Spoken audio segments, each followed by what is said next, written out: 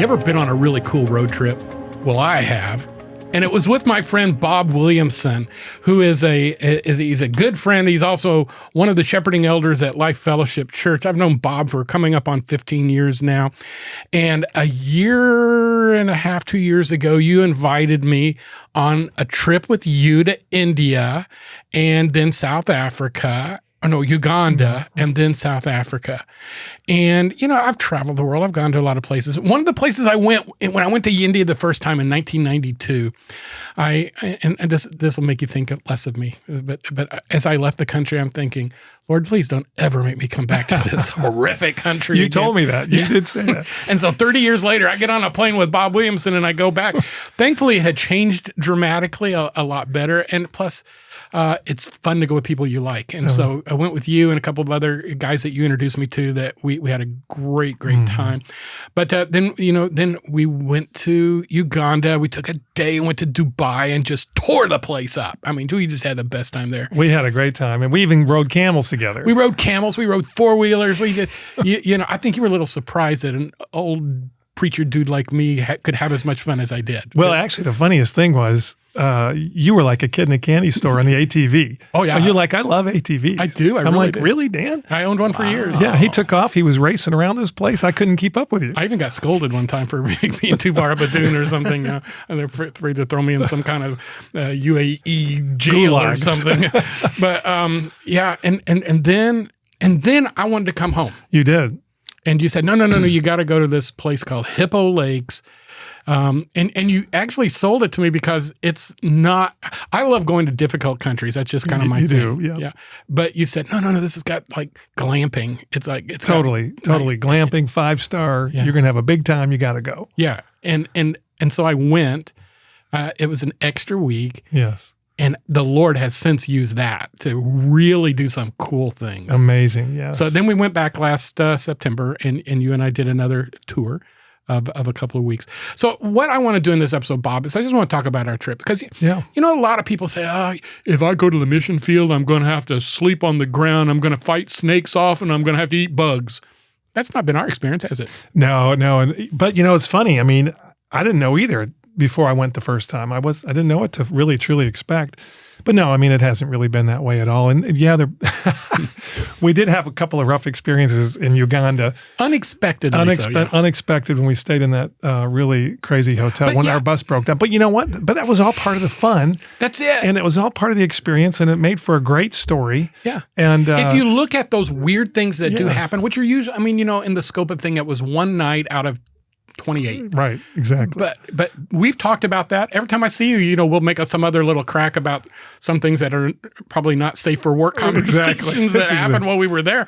And well, listen, when your host puts you in your hotel room and locks you in and says, don't come out till we open the door in the morning. Even if they're knocking on the door. Right.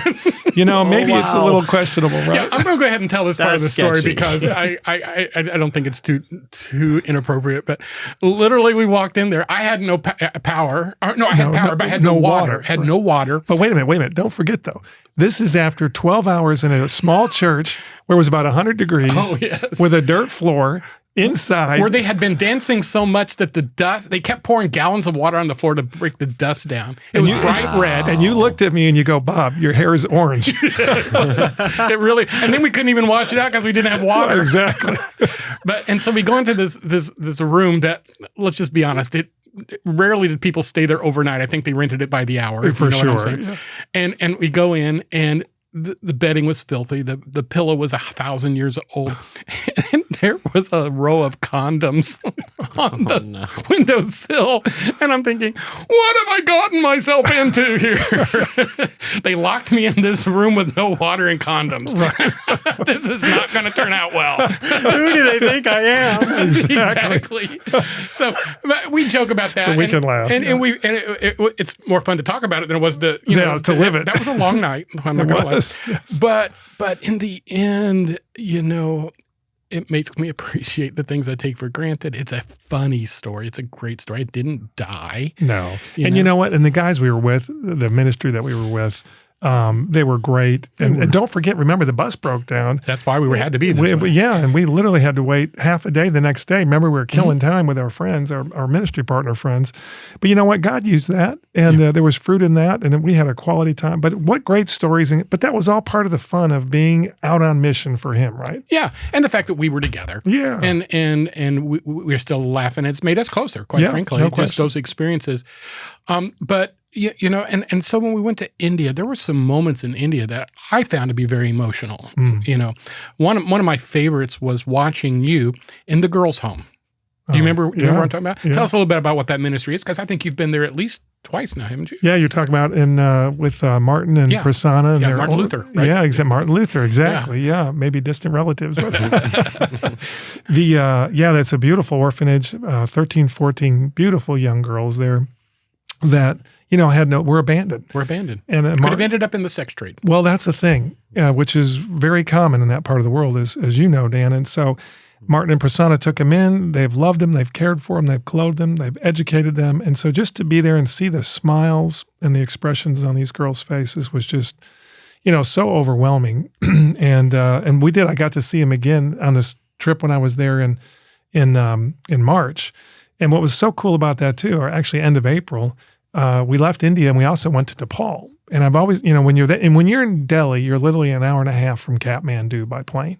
I didn't know that. Yeah, I mean, it's that close. So we went over to Nepal, and we spent 3 days over there, and we got to visit a couple more orphanages there.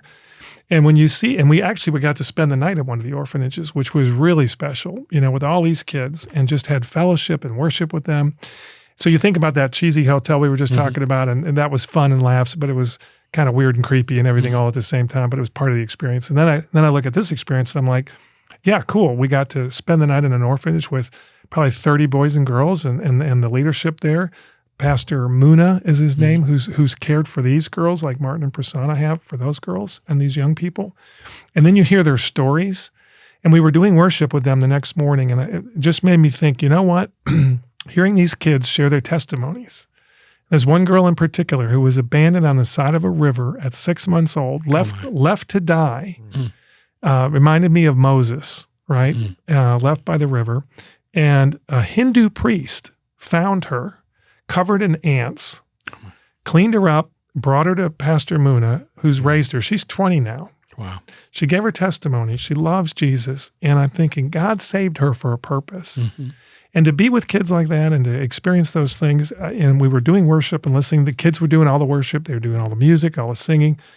And it was a Sunday morning, and I thought, man, is there any other place I would want to do church than right here with these kids? Yeah. It was awesome. Yeah, it is. And, those are those moments where God assigns you to go to places, see things, meet people, experience that you don't know when you say, okay, I'll go. Right.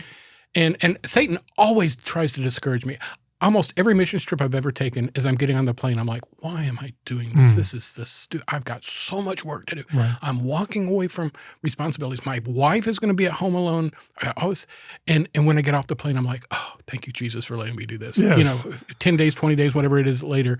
And I'm ready to charge hell with a wet handkerchief after that, just because I've been reminded of why ministry is so important. Yes. You and I want to go back to South Africa, sure. where we went glamping. Yeah. And this is a ministry that was founded by your good friend, Bruce Wilkinson. Many of you may know Bruce through his first ministry, which was Walk Through the Bible. Right. And then he wrote a little book, and it explosively became a bestseller called The Prayer of Jabez. And from that, he really made a lot of money because he sold tens of millions of copies. Rather than to enrich himself with that, he said, I want to find a way to change a continent. And so he tried something and it didn't work. He tried something else and it has been working. Describe a little bit about what Bruce Wilkinson's organization, Teach Every Nation, that's what it's called now, is doing using this hunting, not hunting lodge, but a safari lodge in South Africa. Yeah, so Bruce is really probably one of the most gifted Bible teachers of our time. And he produces all this amazing, great biblical truth and content. And the burden that God laid in his heart after that whole episode you talked about wanting to go then change a continent was you have people who come to Christ. You and I are there, right? We see this when you're in India and you're in Africa, different parts of the world, but they don't have any discipleship training. So they get saved. Now what, right? Well, you need content. You need tools to help equip and train those people who become the leaders who can then train and equip others, right? So Bruce and Teach Every Nation, their whole objective is to create world-class Bible teaching materials, and they've got 4 years of curriculum now, and they call them Bible School on Wheels. Mm-hmm. So Bible School on Wheels 1, 2, 3, and 4. And the whole idea is that pastors all over the world can take this great training material, can go out in the most remote villages and teach and train people on biblical truth. So it's one thing to hear the gospel, but then it's another thing to be discipled, right? This is what you and I were just doing in Zimbabwe. And so Teach Every Nation built this, as only God can do, provided this campus that they've then since built on over the last 10, 12 years. And they bring pastors and leaders, church leaders in from all over the world, literally. I think they said they've had people from over 85 different countries come to the campus now. And they get trained, they get equipped, they get loved on, they get some R&R, and they get to network. And as you and I know, when we were there, we met Shepherd, our dear friend Shepherd, and that's blossomed into ministry work in Zimbabwe now. And Shepherd is one of the ambassadors that takes the Bible School on Wheels material throughout Zimbabwe. Right. And they're having a profound impact there. I met our dear friend Carol Ward there the year before, and Carol Ward has a ministry called Favor International that is literally changing that Central Africa, Uganda, South Sudan, Chad, Ethiopia, Somalia, and going north, having profound impact. I never would have met them, but not for the opportunity to gather at the Teach Every Nation campus in South Africa, in this beautiful place, and spend a week in training and study together, and fellowship and fun, all the above. And it's blossomed in these amazing ministry partnerships, right? So yeah, that's been the beauty of that. So the campus is really a hub to train and equip, and then to send out, because that's what we were talking about earlier, the Great Commission. It's all about sending people and equipping them so they can go and make disciples and teach what Jesus commanded. Yeah, and the vision of it is so cool, because I think originally they had like 2,500 acres, now they got 5,000, and they're hopefully going to have 10 or 15 eventually. I think they keep adding to the property. Yeah, they've got like 7,500 acres now. 7,500, okay. So, and it's a game park. It is. And there's giraffes and elephants and lions and zebras and wildebeests and hippos and crocodiles. Yeah, that's why it's called Hippo Lakes. There's a big lake, and it has a bunch of hippos in it, and they'll keep you up all night long listening to them. Right. And so they put, a dozen and a half, at least a dozen tents, I think. Well, there's 15 now. 15 now, and they keep adding. There'll be 20 when they're all done. And the beauty of that is, there's two parts to this campus. There's the Hippo Lakes Lodge part.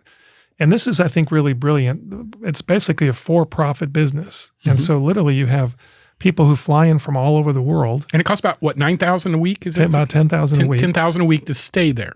And they stay in a tent, and they do safari excursions and all these other things, and they get to experience the Africa experience, right? And they have world-class dining. World-class dining, world-class tents, 5-star experience.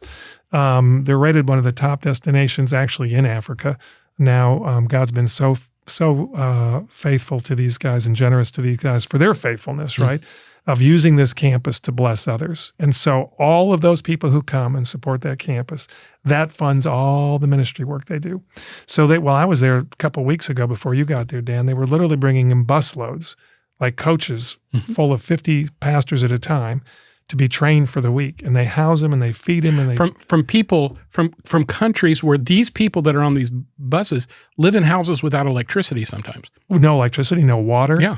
For them, this is bigger than Disney World. Oh, it's the biggest thing they'll ever do in their lives. It really is. It really is, yeah. And so to get to be a part of that and to see them blessed, but then they're encouraged and they're trained and they're equipped, and then they're so ready to go out.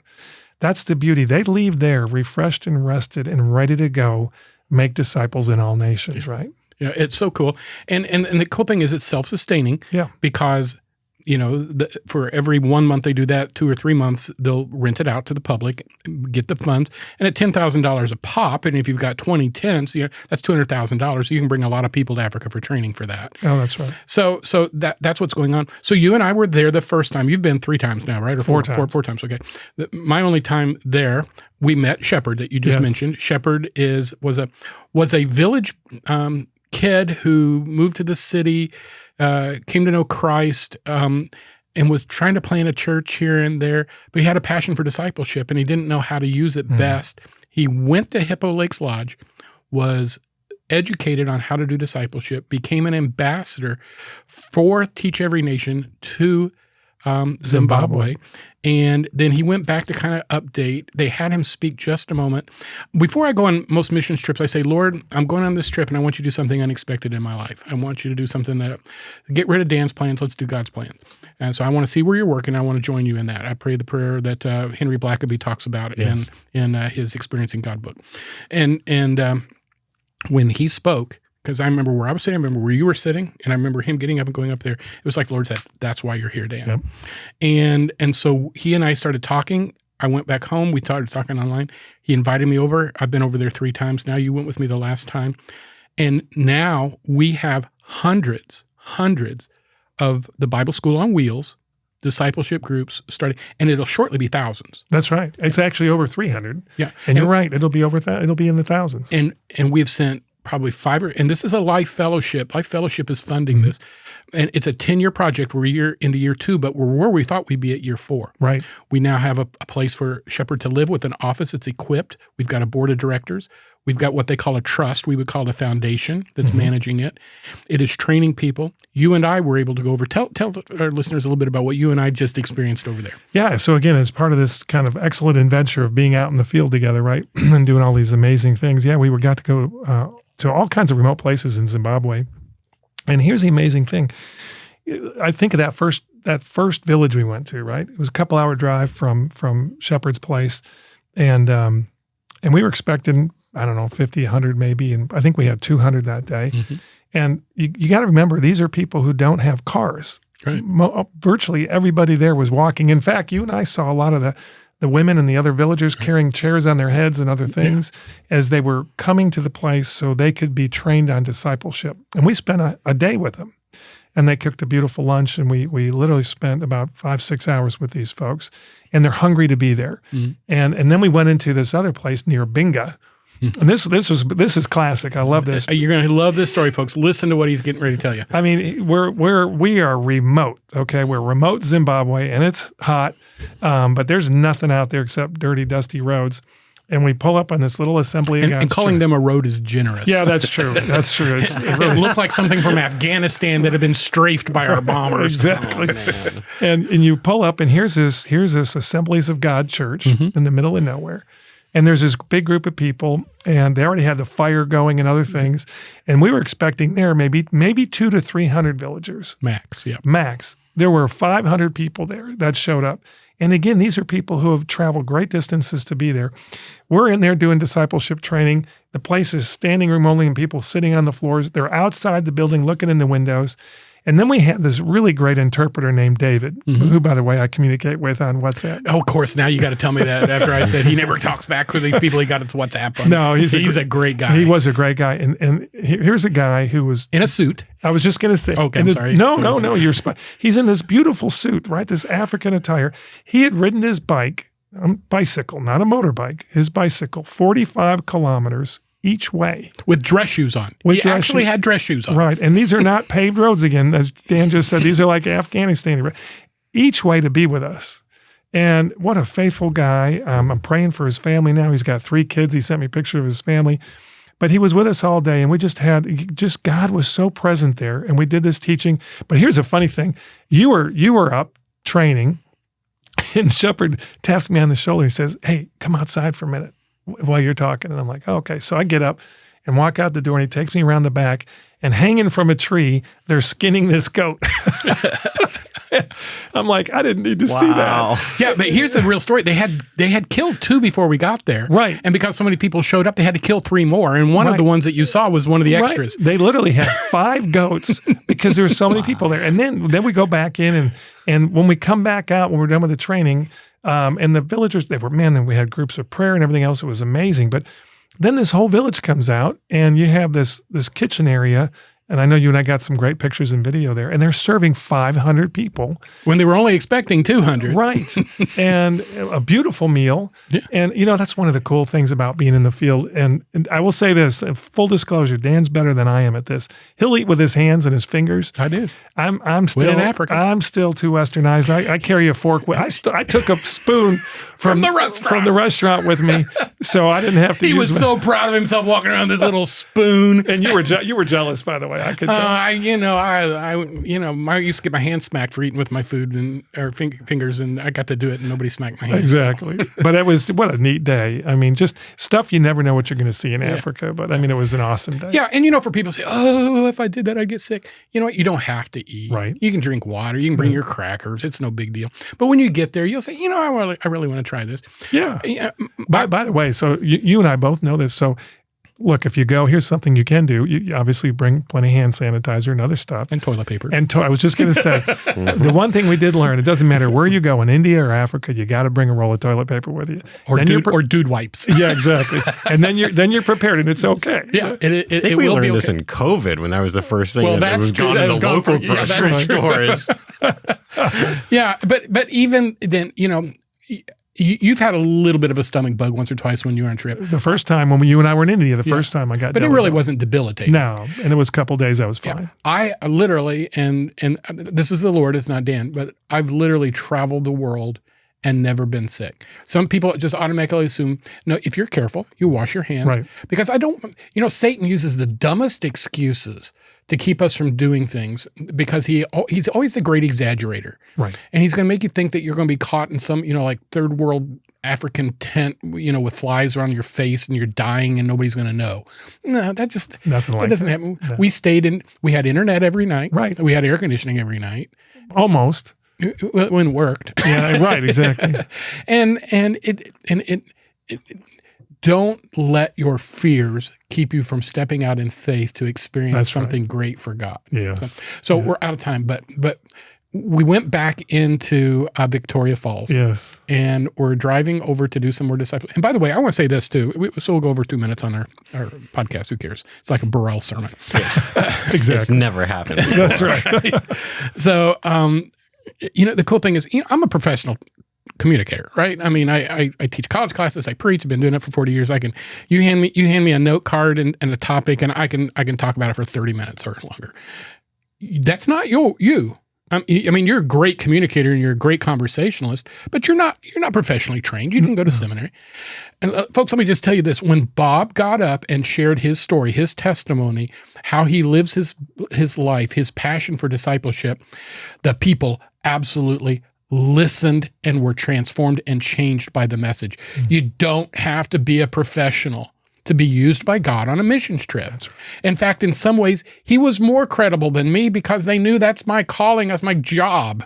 But for Bob to come over and to say, I'm a real estate developer. I work out in the fields and I make places where people live, and they're like, whoa. He's like people I know, because in some countries they put religious leaders on this horrible false pedestal that we don't belong on. But you need to understand, if you go on a missions trip, God may use you in a way you never dreamed.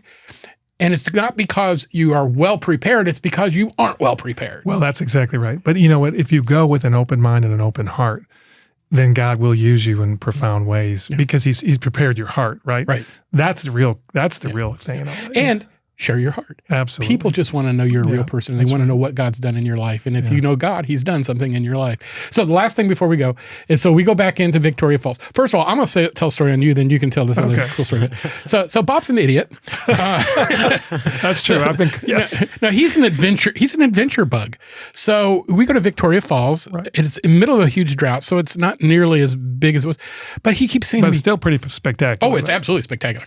Yeah, but he keeps saying, I hear there's like this swing you can go on, and Dan, you and I are going on the swing. And I kept saying, I am not going on a swing with you that goes off of Victoria Falls and into a gorge or whatever. He nagged me about it, and I want you to understand, just like I am immune to political pressure, I'm immune to getting and jumping off of a cliff on a swing. But Bob did. I did. Bob did that, and Bob went in a helicopter, and Bob was going to go on an ultralight, but it was too windy. He's doing all kinds of fun, crazy things over there. And it was fun to watch him while I sat on the overlook at a nice little cafe and had me. You did. You were sitting there eating your lunch while I was free falling 250 feet into the gorge. And there are videos. He screamed like a little. No, he didn't really.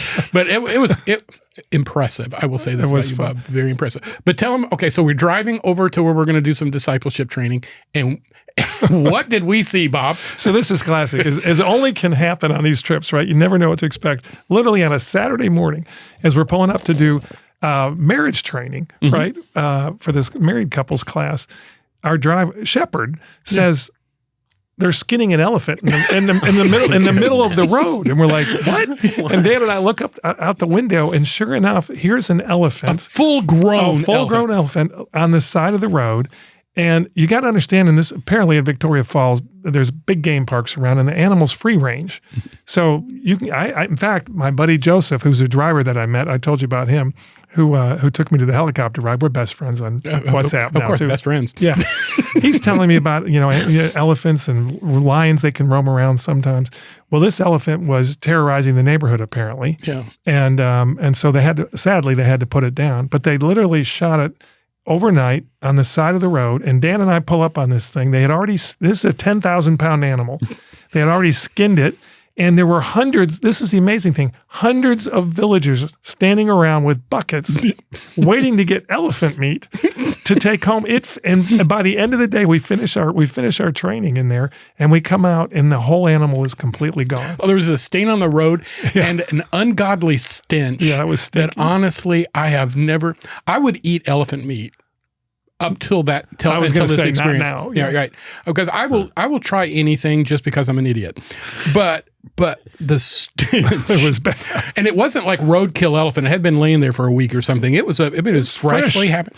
But I have never smelled anything so putrid in my life. But the funny thing, some of these villagers, like some of the women there, were dressed up. It was like a social event. I've been to church. Here's my bucket. I'm going to pick up a little bit of elephant on my way home. Put it in the crock pot. Right, exactly. And I kept saying to you, I kept looking over, and of course you and I were so excited.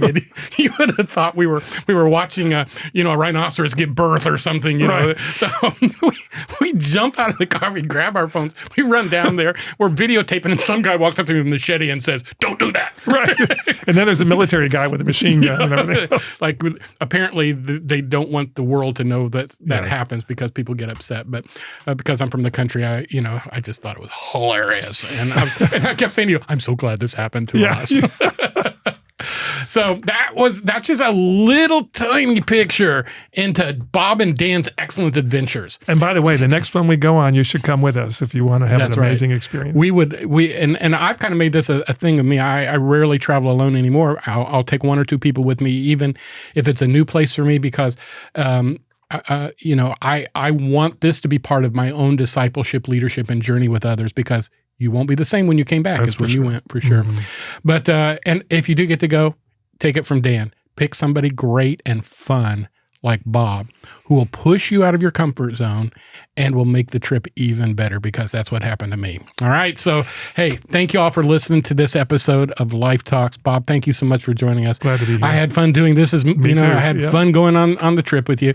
And if you would please share us on Facebook and Instagram and all your social medias, and just ask people to give us a listen, give us a try. And if you ever want to drop us a note and give us some ideas or suggestions, you can do so at LifeTalks@lifecharlotte.com. Until next time, thanks as always for joining us here at Life Talks.